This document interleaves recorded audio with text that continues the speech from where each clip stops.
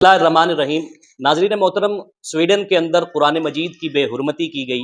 कुरान मजीद की बेहुरमती करने वाले ये समझते हैं कि इन ओछे हथकंडों से कुरान मजीद की अजमत को, कुरान मजीद की रिफ़ात को कम किया जा सकेगा।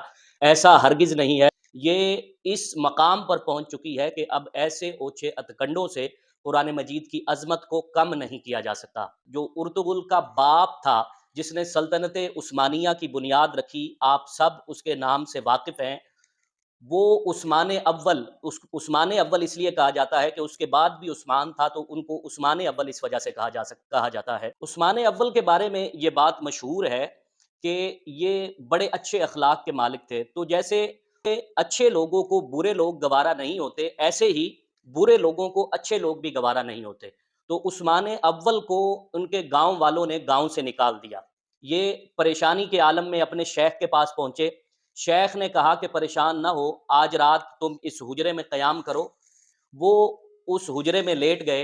रात देर तक करवटें बदलते रहे, लेकिन नींद ना आई। जब नींद ना आने की वजह तलाश करने के लिए वो उठे और उन्होंने देखा कि जिस तरफ वो पाँव करके सोए हुए थे, उस तरफ कुरान पड़ा हुआ।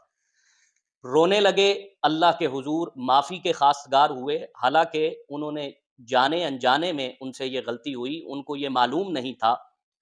इसी इसना में वो रो रहे थे, अल्लाह से माफ़ी मांग रहे थे कि दरवाजे पर दस्तक हुई। रात का वक्त था, मुर्शद दरवाजे पर थे। तो मुर्शद ने कहा कि मैं अभी सो रहा था, मैंने एक ख्वाब देखा है और उस बशारत को तुम्हें देने के लिए आया हूँ। उन्होंने कहा कि आपने क्या ख्वाब देखा है? तो मुर्शद ने बताया कि मैं अभी सोया हुआ था, मैंने ख्वाब में ये देखा है कि कुरान ने अल्लाह के हुजूर तुम्हारी सिफारिश की है। अल्लाह ने उस कुरान की सिफारिश को कबूल किया है और तुम्हें इस तमाम इलाके की सल्तनत और बादशाही मिलने वाली है।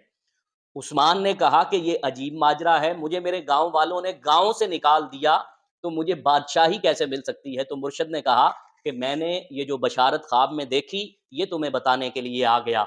तो फिर तारीख गवाह है कि वही उस्मान जिसको उनके गांव वालों ने घर से निकाल दिया था, उनके गांव से निकाल दिया था, उसी उस्मान ने सल्तनत उस्मानिया की बुनियाद रखी।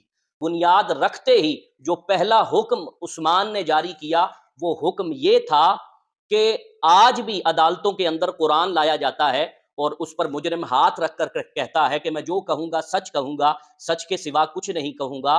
तो उस्मान ने कहा कि जब कुरान अदालत में आएगा, तो जज समेत कोई बंदा अपनी कुर्सी पर नहीं बैठ सकेगा, बल्कि तमाम लोग कुरान का इस्तकबाल करने के लिए अपनी कुर्सियों से खड़े हो जाएंगे।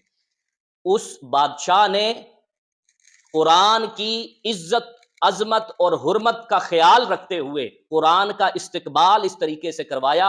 और आप जानते हैं कि तुर्की ने ये जो सल्तनत उस्मानिया की बुनियाद 1299 में रखी और 1922 में इस सल्तनत उस्मानिया का इख्तिताम हुआ। कई सौ साल तक ये जो तुर्की के अंदर खिलाफत उस्मानिया कायम रही, इसकी बुनियाद हुर्मत कुरान थी, इसकी बुनियाद इज्जत कुरान थी और इसकी बुनियाद कुरान मजीद के साथ मोहब्बत का रिश्ता, वफा का रिश्ता और कुरान मजीद की हुर्मत का ख्याल रखना था।